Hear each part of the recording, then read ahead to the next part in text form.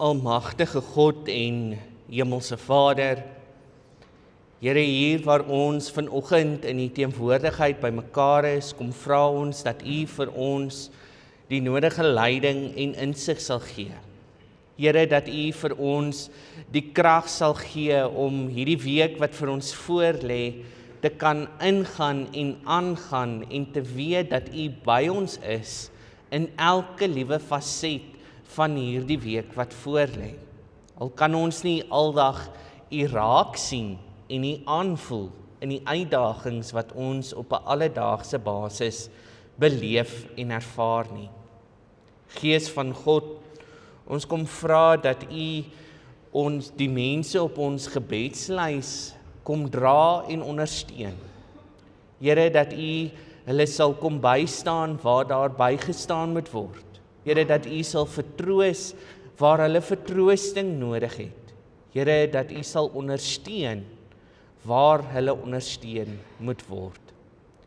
Vir die mense op ons gebedslys, kom vra ons Here dat op ons verjaarsdag, kom vra ons Here dat U hulle ryklik sal seën in hierdie nuwe lewensjaar wat vir hulle voorlê. Here, dat hulle elke liewe dag in hierdie nuwe lewensjaar U teenwoordigheid sal beleef en ervaar. Ons vra dit, Here, nie omdat ons dit verdien nie, maar alleen uit U groot genade. Amen. Jou uitnooi om te nader tot die Here wanneer ons 'n lied sing as hy weerkom. Ons sing dit net so sittend.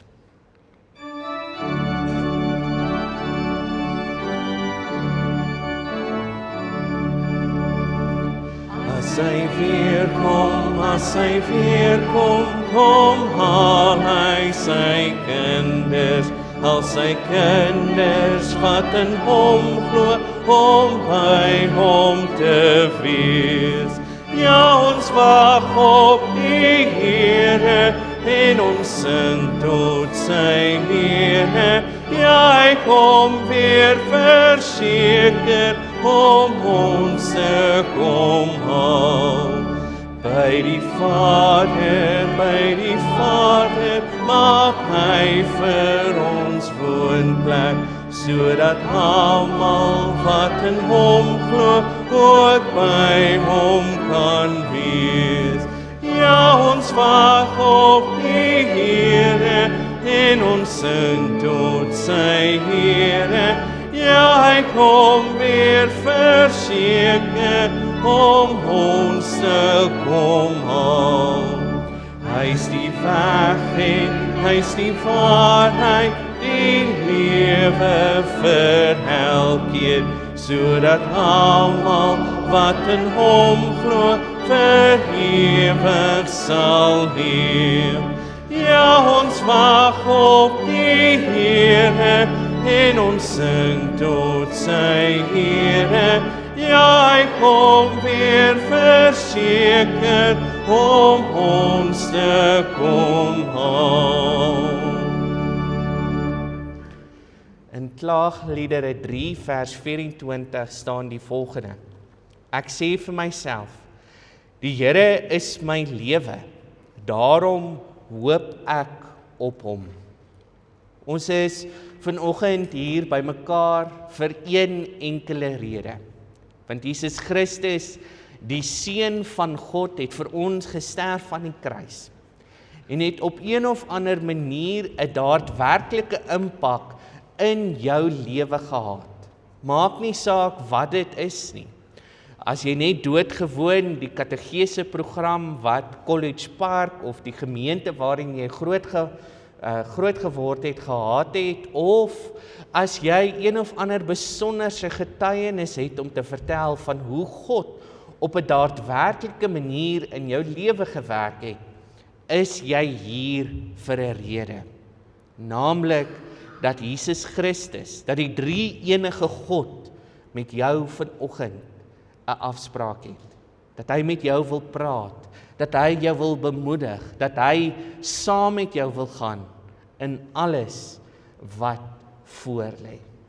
Daarom, my liewe vriend en vriendin, Genade en vrede vir julle van God ons Vader, sy Seun Jesus Christus en die Heilige Gees wat hier in ons midde teenwoordig is. Amen. Wil jou uitnooi om op te staan en 'n loflied tot eer van die Here te sing, waarin ons sê, loof die Heer, hy is goed. Loof sy heilige naam. Staan saam met my en kom ons lof sing die Heer.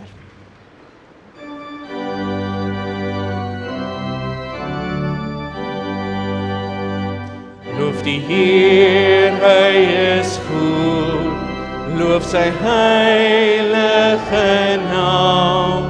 Laat alles in die groot heelal die Here loof. Ek wil die Here loof, ek wil die Here loof. Loof met my hele hart, loof met my hele hart. Hy gee al wat roep, weer nuwe krag. Hy het my sonde vergeef, en hy maak my sy kind. Laat alles in die groot heelal die Here loof. Ek wil die Here loof, ek wil die Here loof. Loof met my hele hart, loof met my hele hart. Hy gee al wat roep, weer nuwe krag. Loof o hemel die Heer, al die engele saam. Laat alles in die groot heelal die Here loof. Ek wil die Here loof, ek wil die Here loof. Loof met my hele hart, loof met my hele hart.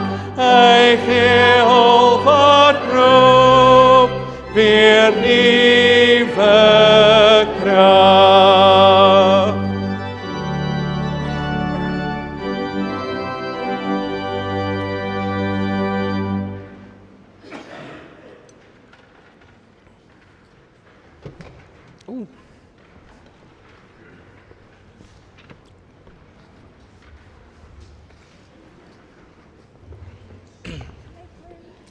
Hallo. Assai. Weet nie wat gaan aan met my vanoggend nie. Kan nie praat nie. Ek loop vas in die kansel.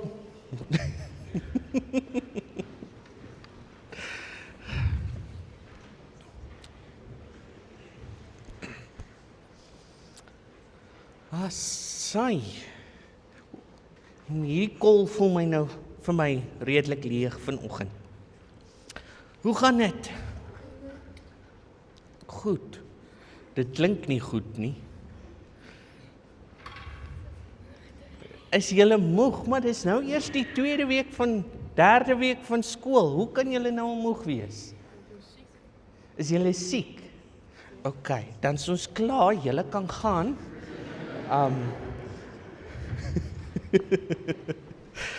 OK, ek wil vanoggend met julle praat oor 'n groot woord wat ons nou nogals baie in die kerk gebruik, nê? Ons sê baie vir mekaar, ek glo in God die Vader, God die Seun en God die Heilige Gees. Ek glo, die apostoliese geloofsbelijdenis praat van dat Jesus Christus vir ons gesterf het aan die kruis, nê? Ek glo, die apostoliese geloofsbelijdenis praat ook van 'n algemene Christelike geloof, nê? Ek glo in die opstanding van die dooies en so kan ons aangaan. So ek wil vanoggend vir julle vra, wat beteken daai woorde? Ek glo. Yes, Jan. Jy wil hulle volg, jy wil soos hulle wees. OK, dis mooi om te sê. Jy wil iemand volg, jy wil soos daardie persoon wees, so jy kan 'n stelling maak om te sê, ek glo in Nou probeer ek aan 'n rugby speler dink. Help my, ek hak nou vas. OK, ek wil wees soos ek glo in Colby Cheslin, so ek vang rugbybale soos wat hy 'n rugbybal vang, né? OK.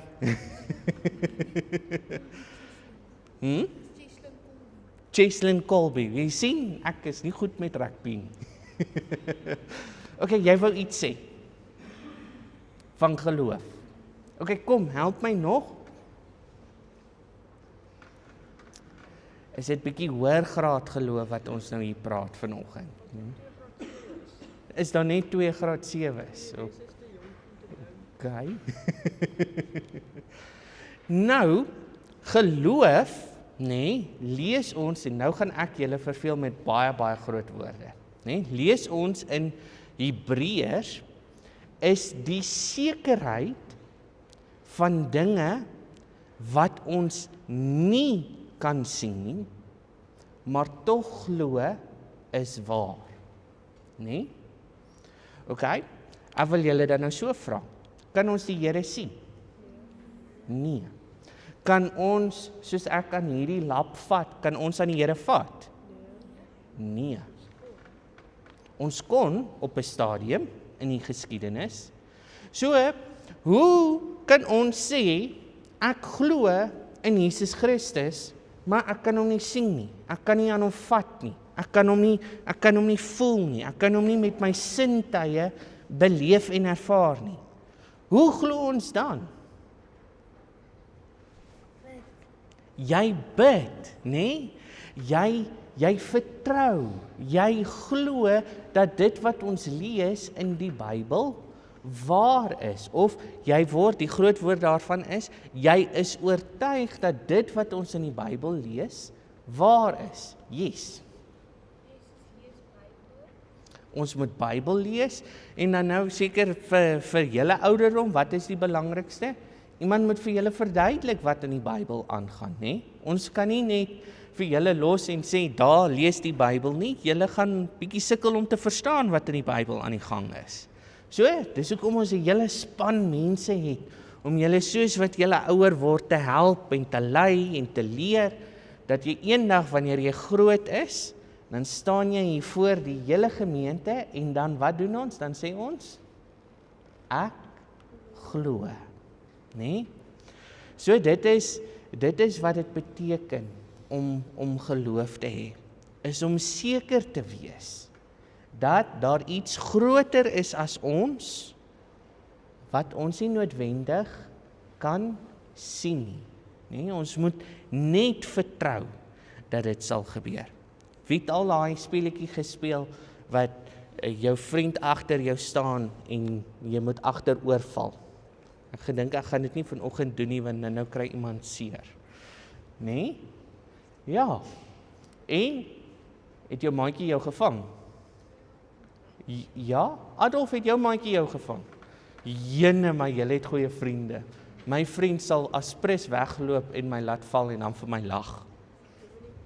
As jy die persoon moet vang, dan jy sê, jy leer in God, nie iemand anders nie.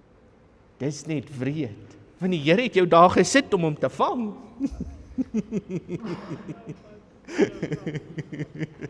ek vang nie grappie. OK, so, ek wil nou vir julle bid, en vir die Here vra, dat hy saam met julle, hierdie week wat voor lê, want duidelik is julle vas aan die slaap vanoggend, ek kan dit sien, en wie van julle is siek nou?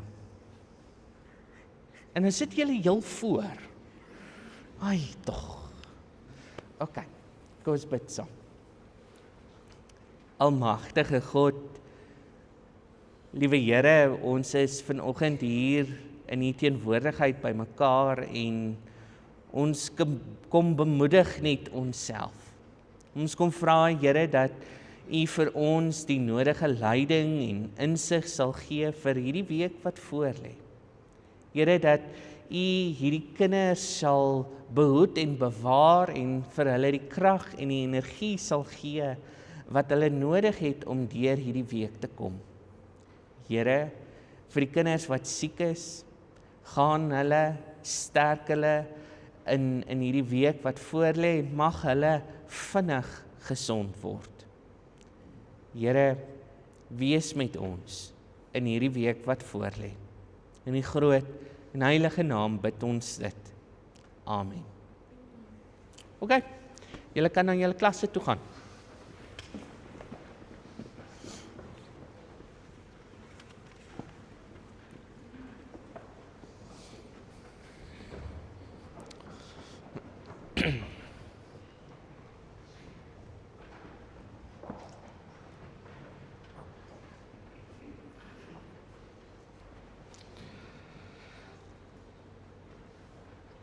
In Klaagliedere 3 vers 25 tot 26 vind ons hierdie woorde.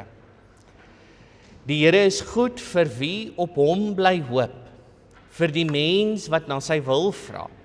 Dit is goed om geduldig te wag op die hulp van die Here. Ons het almal op 'n stadium in ons lewens gekom waar ons geen ander uitweg gehad het nie.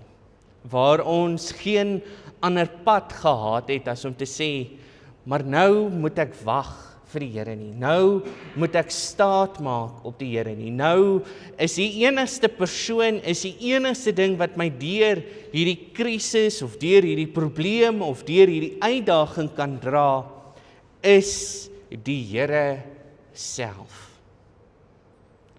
Maar soos ons verlede week vir mekaar gesê het, is ons mens geneig om eers al die letters van die alfabet te volg en allerhande planne te maak voordat ons op hierdie punt kom. Voordat ons kan sê, Here help my, Here dra my, Here wees met my in hierdie omstandighede. Ek kan dink aan 'n bekende voorbeeld van mense wat dit gedoen het in die Bybel. Abraham en Sara wat ongeduldig geraak het met die Here en toe self 'n plan beraam het om die Here se belofte te voltrek. Waarvoor moet jy wag? Waarvoor hoop jy? Watter planne het al misluk? En wat was jou vertrekpunt? Vir 'n oomblik, dink daaroor. Dink oor jou uitdagings. Dink oor jou probleme. En vra, uit die diepte van jou hart uit, Here dra my. Here help my. Here wys my. Ons gaan dit doen aan die hand van 'n baie bekende lied, Vaste rots op wie ek bou. Die lied is vir my, julle sal agterkom, ons sing hom baie in die gemeente, maar die manier hoe hierdie lied vir my ingedeel is besonder. In die eerste instansie is dit 'n bevestiging van dit wat ons nou net gelees het, nê? Die Here is ons rots, hy staan ons by, hy ondersteun ons, hy is met ons in elke liewe faset van ons lewens. Maar so vinnig en so maklik soos wat ons sê, Here, ek vertrou U. So maklik gaan ons na, maar ek moet nog plan C, ek moet nog plan D, ek moet nog plan E, ek moet nog plan F probeer. En hierdie lied sê, dis net die Here wat ek kan vashou. Dis net die Here wat saam met my gaan. Dis net die Here wat my ondersteun. En dan daai tweede vers. Maar so maklik laat ons toe dat ons warbel van ons lewens, dat ons omstandighede, dat ons uitdagings en ons probleme ons vasvang. dat ons die Here in die situasie miskyk. So ek wil hê, vanoggend bid hierdie lied saam met my, waarin ons sê, vaste rots op wie ek bou. Jy is die een op wie ek kan vertrou. Maar daar dieselfde woorde, sonde woed met alle mag, onrus kwel my dag en nag. U is my rots van ware heil. U is my verlosser. U is die een wat saam met my stap. Net so sittend, kom ons bid saam.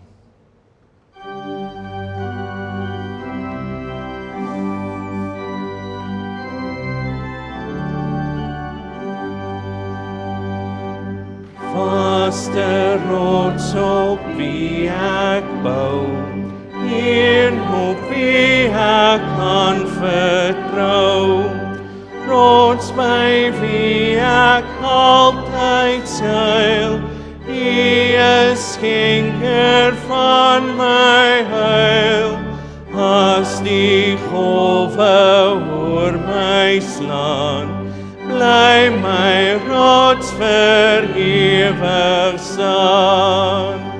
Sonde voed met alle mag, onrus kwel my dag en nag.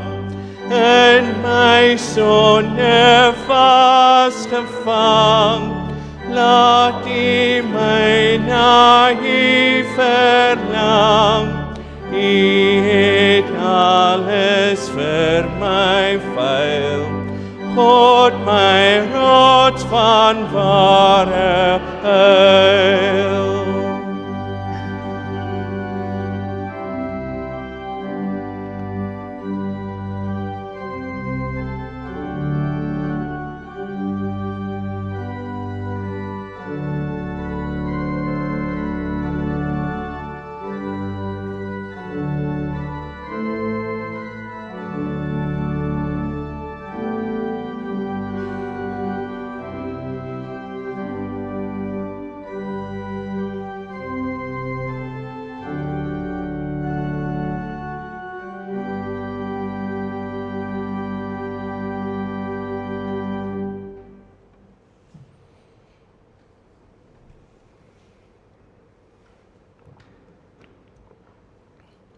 Ons skriflesing vir die van julle wat julle Bybels saamgebring het vanoggend, moenie bekommer nie, dit is soos ouer gewoonte op die bord, kom uit Hebreërs 11 vanaf vers 1 tot 3 en dan nou vers 8 tot 16.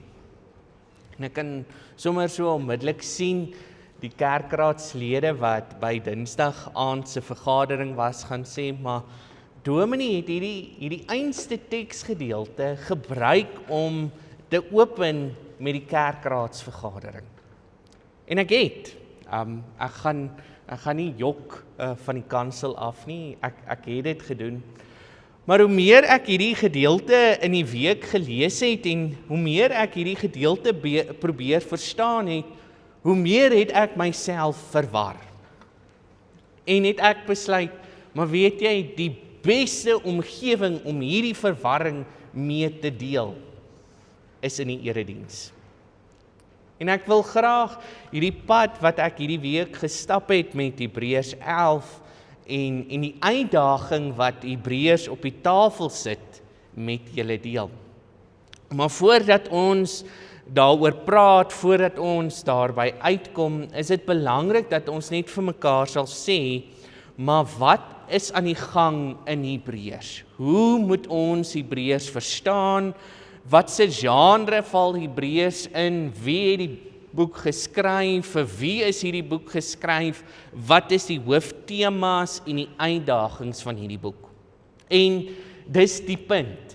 In dieselfde sin wat Hebreërs vir ons vertel wat geloof is, so is Hebreërs ook amper half 'n misterieuse boek. Want ons weet nie wie die skrywer is nie. Ons weet nie wie hierdie woorde neergepen het nie. En om dit nou nog erger te maak, weet ons ook nie vir watse geloofsgemeenskap hy hierdie brief geskryf het nie. Maar wanneer ons hierdie brief dan nou lees en wanneer ons hierdie brief wil interpreteer, dan kom ons agter, maar ons kan 'n idee kry vir watter tipe gemeenskap, vir watter tipe groepering, vir watse tipe Christene hierdie brief geskryf is.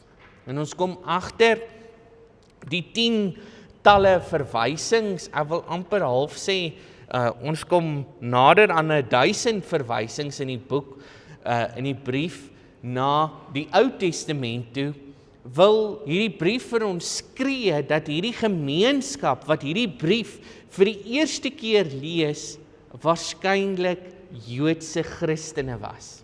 Dis mense wat die verhaal van die Ou Testament ken, wat die pad van Genesis dwarsdeur tot Maleagi gestap het, wat al 39 van daardie boeke se inhoud ken en die stories en die stalkies en die wyshede en die psalms ken. Dis mense wat die tradisies, die fondasies, die wette van die Ou Testament ken en weet. Daarmee saam kom ons ook agter gegeewe enkele verwysings in die boek dat hierdie Joodse Christelike gemeenskap geweldig swaar gekry het. Dat hulle vervolging in die gesig gestaar het. En sien ons dat die skrywer van die Hebreërs amper half dan nou vir ons baie soos die Matteus Evangelie 'n brug wil bou van die Ou Testament oor na die Nuwe Testament toe, maar 'n verdere lyn wil bysit deur om te sê, maar weet jy, dit is hoe ons moet volhard, dit is hoe ons moet vertrou, dit is hoe ons moet hoop op die Here ten tye, te midde van hierdie vervolging wat ons in die gesig staar. Wil jou uitnooi om ons vra vir die Here se leiding, om ons vra vir die Here se insig en se wysheid met ons teksgedeelte vanoggend. Kom ons bid saam. Hemelse Vader, Here, ons is hier in U teenwoordigheid bymekaar met een van die moeilike boeke in die Bybel voor ons oop. En ons kom vra, Gees van God, dat U ons sal kom bystaan, dat U ons sal kom leer, en dat U vir ons die nodige kennis, insig en wysheid sal gee, sodat ons hierdie teksgedeelte op 'n verantwoordelike wyse in ons eie lewens sal kan interpreteer. Gees van God, kom bemoedig en versterk ons nou vanuit U woord. In die groot en heilige naam bid ons dit. Amen. Ek lees vir ons as 'n vryspraak die eerste 3 verse van ons van ons skriflesing vanoggend. Geloof egter is sekerheid van die dinge wat gehoop word, 'n bewys van die dinge wat nie gesien word nie. Dit is immers vanweë hulle geloof dat daar met lof aangaande die mense van ouds getuig is. Deur geloof verstaan ons dat die wêreld deur die woord van God geskep is. Gevolglik het dit wat gesien word nie uit die sigbare ontstaan nie. Vir nou is dit net hoe ver ons lees.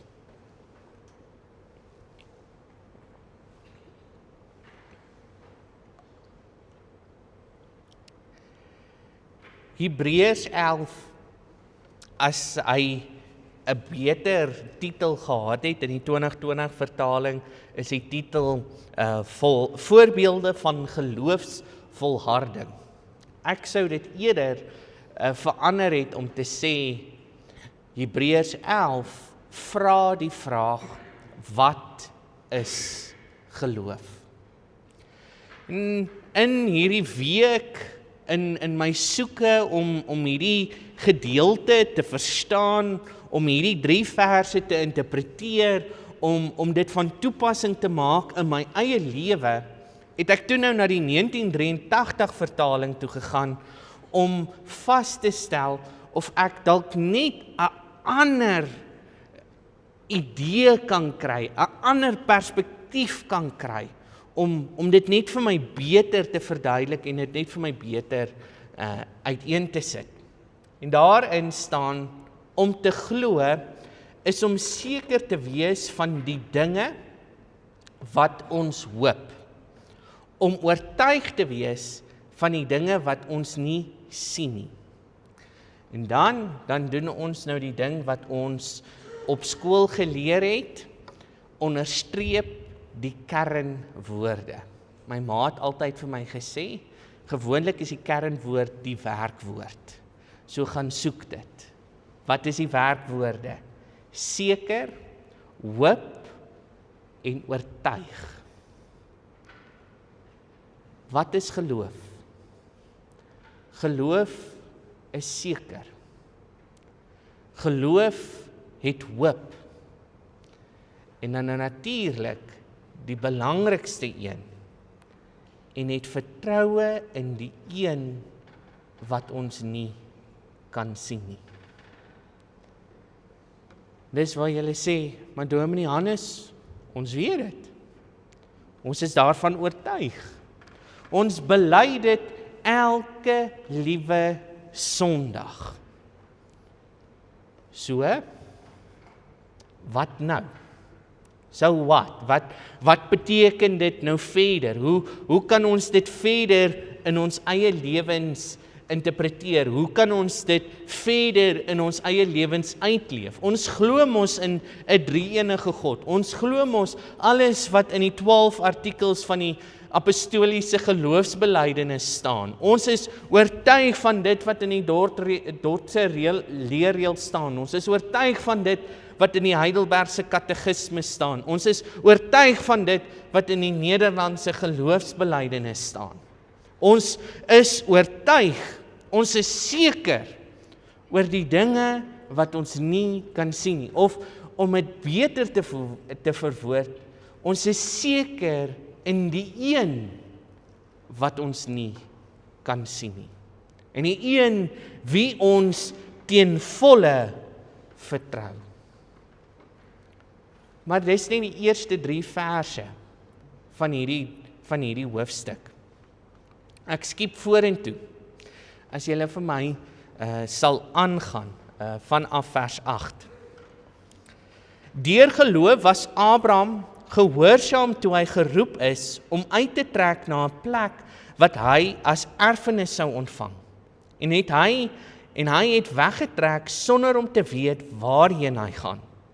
Deur geloof het hy as bywoner in die land van die belofte gaan bly, soos in 'n vreemde land. En hy het in tente gewoon saam met Isak en Jakob, die mede-erfgename van dieselfde belofte. Want hy het die stad verwag wat fondamente het, waarvan God die argitek en boumeester is. Deur geloof het ook Sara, alhoewel reeds onvrugbaar en nie meer jonk nie, krag ontvang om bevrug te word, aangesien sy hom wat dit beloof het getrou geag het. Daarom is daar uit een man, wat so te sê dood was, 'n nageslag gebore, in getal soveel soos die sterre van die hemel en soos die ontelbare sandkorrels op die strand langs die see. Al hierdie mense het in geloof gesterf, sonder om die beloftes te ontvang, maar hulle het dit van ver af gesien en verwelkom, en bely dat hulle uitlanders en vreemdelinge op die aarde is. Want die wat sodanige dinge sê, gee te kenne dat hulle op soek is na 'n vaderland. En as hulle nog aanhou dink het aan daardie land waaruit hulle weggetrek het, sou hulle geleentheid gehad het om terug te keer. Maar nou hinker hulle na 'n beter een, 'n hemels een. Daarom skaam God hom nie vir hulle om hulle God genoem te word nie, want hy het vir hulle 'n stad voorberei. Tot sover. Hoe lyk hierdie geloof wat Hebreërs op die tafel sit? Hierdie sekerheid, hierdie hoop, hierdie vertroue. En die antwoord vind ons dan nou in die voorbeelde wat ons raak lees. Omdat Abraham en Sara geglo het, het hulle families agtergelaat en in 'n vreemde land gaan woon. Nee? Omdat hulle oortuig is dat God is wie hy sê hy is, het hulle alles wat hulle geken het, agterna gelaat en die Here nagevolg, die Here gesoek en in die land Kanaan gaan bly. Nou, ek het vanoggend gepraat oor 'n prediker wat amper half die pessimistiese boek is. En in 'n sekere sin sou ek myself opsom as 'n pessimis. Ek het 'n wonderlike vrou wat 'n optimis is. So sy vat altyd my halwe leë glas en sy verander dit in 'n halwe vol glas. En dis nou amper half hoe ek hierdie omstandighede sien wat met Abraham en Sara gebeur het. En het ons onsself ooit ingedink wat met daardie gebeurtenis plaasgevind het? Abraham en Sara, as ons Genesis gaan lees, is daar in hulle tuisland, in die land wat hulle groot geword het. Hulle het hulle hele lewe saam gegaan, geen kinders gehad nie, waarskynlik vrede gemaak dat hulle nooit kinders in hulle lewe sou hê nie. En skielik kom die Here na hulle toe en sê vir hulle, hoorie, Abraham, ek sal vir jou 'n God wees, as jy in my glo. En ek gaan vir jou 'n paar goed beloof. Nommer 1, jou nageslag sal wees soveel soos die sterre in die lug en die sandkorrels langs die strand, soos Hebreërs dit hier vir ons noem. En tweedens, ek sal vir daardie nageslag grond gee. En Abraham, jy gaat ons. Ek wil jou so vra. Gaan jy jou hele huis oppak? Al jou besittings weggee? 'n canvas tent gaan koop? In 'n wild vreemde land gaan bly? En sê, die Here het vir my gesê om dit te doen.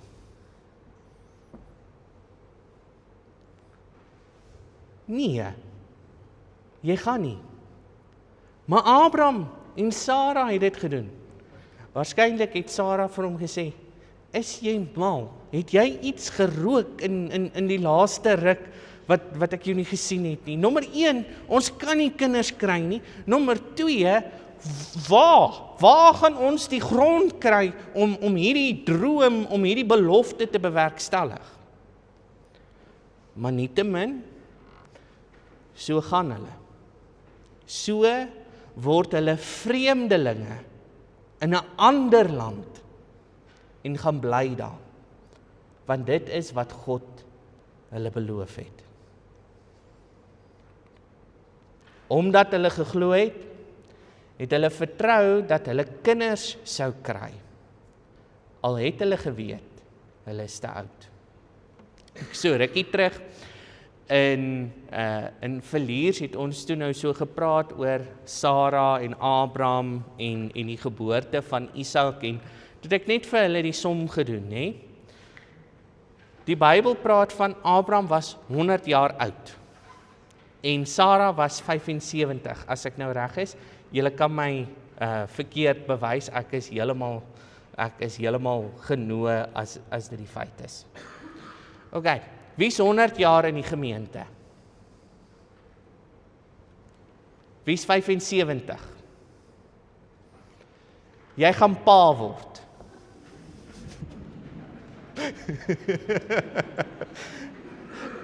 Askies, ek wil net vir julle, ons lees dit so vinnig en ons lees dit so maklik in die Bybel. Maar gaan sit dit by 'n 75-jarige persoon. My ma hulle is nog nie eers by die ouderdom van 60 nie, en een van die eerste goed wat hulle vir ons sê is, dankie tog, ons kan Nanay vir julle teruggee. Hoekom? Wanneer die baba moeilik raak, dan kan sy na ma en pa toe gaan en hulle kan lekker rustig en snoesig gaan slaap. Jy het nie meer die energie nie, jy het nie meer die bou nie, jy het nie meer die lyf nie, maar die Here sê, hulle gaan kinders kry. En op 'n stadium gaan Sarah en maak sy haar eie planne. Iets wat ons so dikwels doen. Ons sê, maar weet jy, die Here het vir my hierdie ding beloof, die Here het hierdie ding oor my pad gestuur, maar dit gebeur net nie. Dit kom net nie soos wat ek gedink het dit moet wees nie. So wat doen ons? Ons beraam ons eie plan. En dan reël Sarah vir haar slavin, Hagar, en het ons die hele geboorteverhaal van Ismael. En kort daarna het ons Isak wat gebore is, wat dan nou die vervulling van die belofte is. Omdat hulle geglo het hulle gesterwe sonder om te kry wat hulle beloof is. Maar hulle het dit in die verte gesien. Abraham sy hele leeftyd, hy het 2 kinders gehad, Ismael en Isak. Vir hom was dit genoeg, dat dit die begin is van 'n nageslag wat die Here beloof het, soveel sal wees soos die sand in die see en die sterre in die hemelruim. Dit was vir hom genoeg gewees. My skoonpa sou sê, nee, hy sal ten minste 5 kinders wou gehad het, om seker te maak dat daardie werklikheid sou plaasvind. Hy woon in 'n tent, in 'n land wat hy nie ken nie, maar hy weet die Here het hierdie land vir hom beloof. Hy bou nie stede nie, hy bou nie vestings nie, hy maak nie oorlog nie, maar die Here het dit vir hom beloof.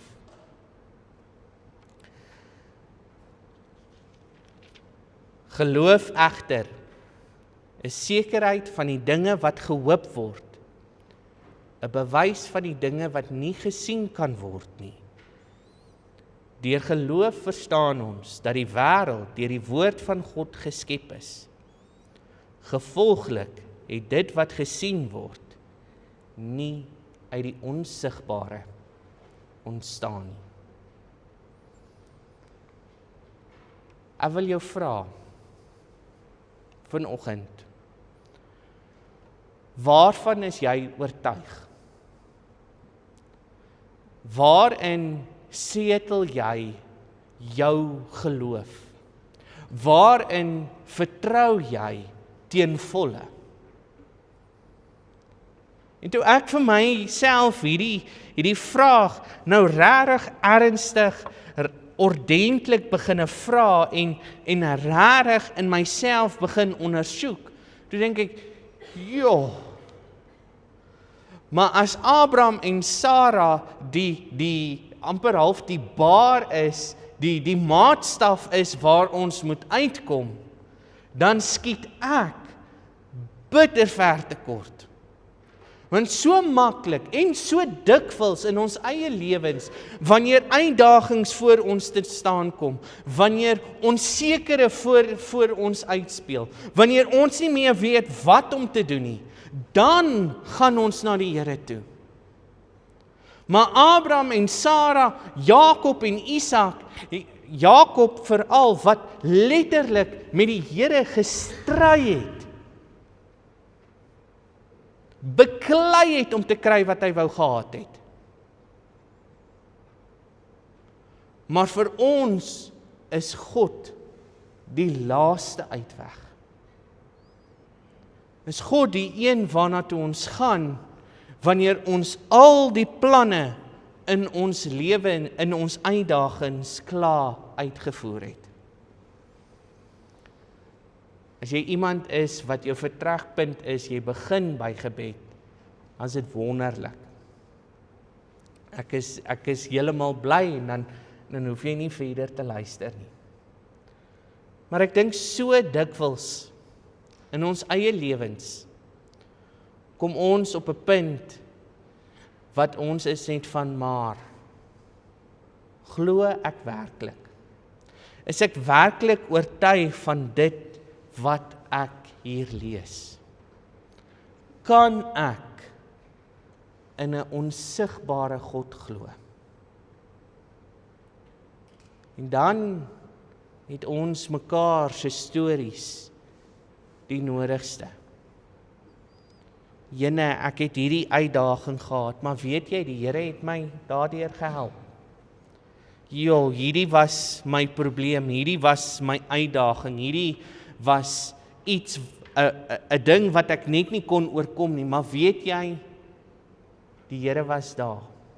Die Here het vir my die pad gewys. En as ons na hierdie stories begin luister, dan kom ons agter, maar baie dikwels, ek wil amper al so ver gaan as om te sê, 100% van die tyd, het dinge uitgespeel, nie soos wat ons verwag het, dit gaan uitspeel nie. Nee? Soos van, ek het nooit so daaraan gedink nie. Of ek het nooit so na die situasie gekyk nie, maar danksy God het dit so toe nou uitgespeel. Doen ons dit? Sê ons ooit eers dankie vir die Here? Vir wanneer hy ons vrygespreek het, wanneer hy ons gehelp het, wanneer hy ons geondersteun het. Geloof is om seker te wees. Is om ons hoop ten volle op die Here te sit. En te vertrou dat hy die beste vir ons het. Glo ons dit? Is ons werklik daarvan oortuig? Kom ons bid saam.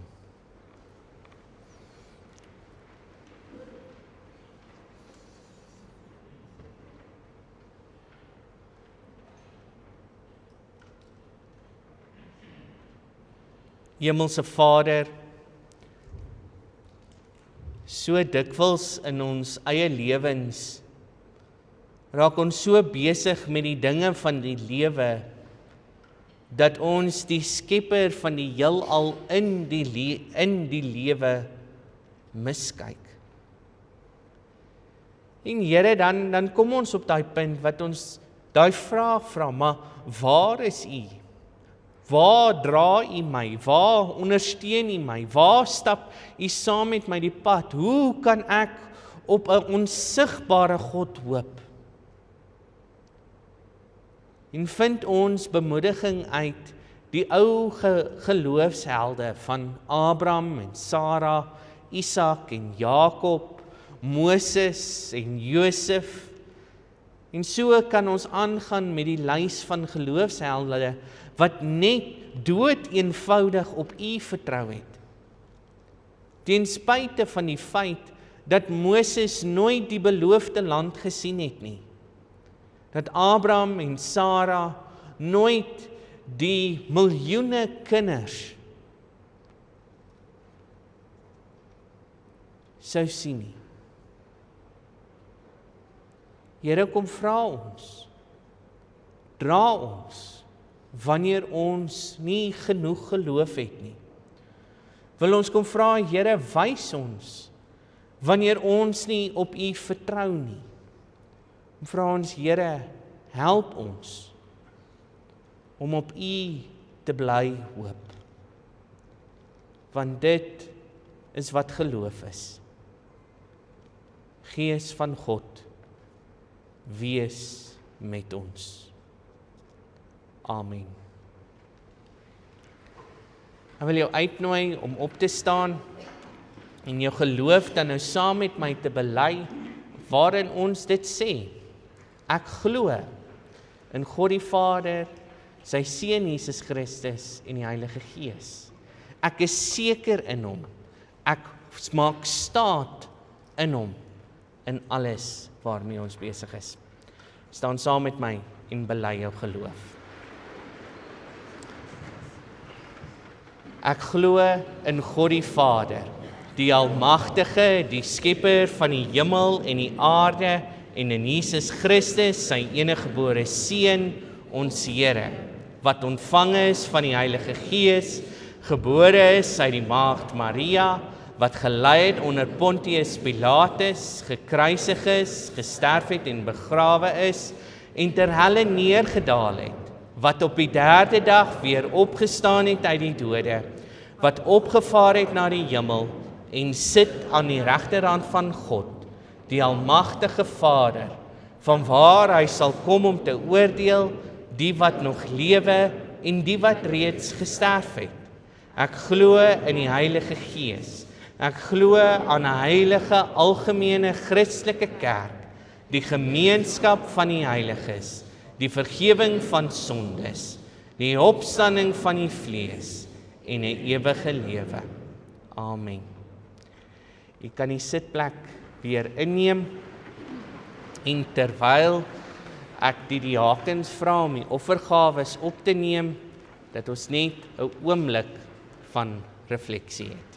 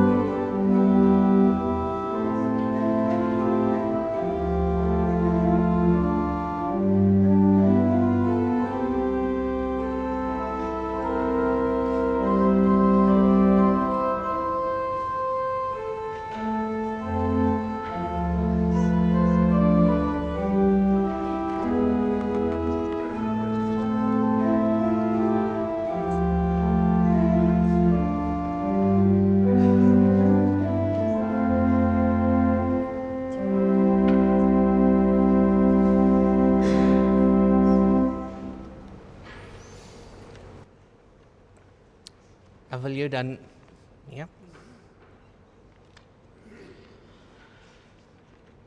wil jou uitnooi om dan nou op te staan en hierdie diens af te sluit met lied 22 waarin ons sing met ons harte sing ons Here van die liefde meer en meer. Staan saam met my en kom ons sluit die diens af.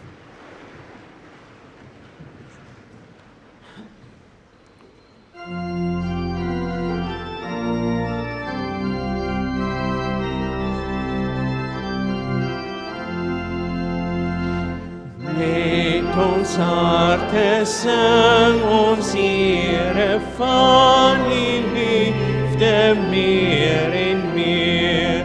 Aan die kruis het U ons sonde als gedra met geen verweer.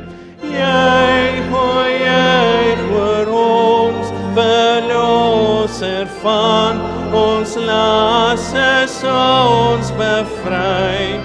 Ons sal aan U Redder Here net dank ons lewe wy. Met ons monde bring ons Here aan U hulde in ons lied. Aan die kruis het U die losprys vir ons sonde aangebied. Prys, o prys nou ons verlosser vir ons redding is betaal. U het deur U sterwe Here die oorwinning reeds behaal. In 'n koor met 1000 stemme sal ons loflied U besing. U nabye liefde Here het en nou dis ons omring. Sing, o sing, Sy naam ons lewe lang.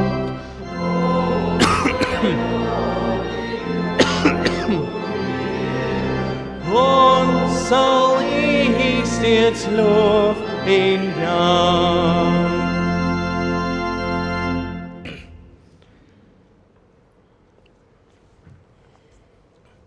Staan so en ontvang die seën van die Here. Mag ons in die week wat voorlê ons hoop en ons vertroue in die drie-enige God, sy Seun Jesus Christus en die Heilige Gees wat ons lei en leer, met ons wees. Amen.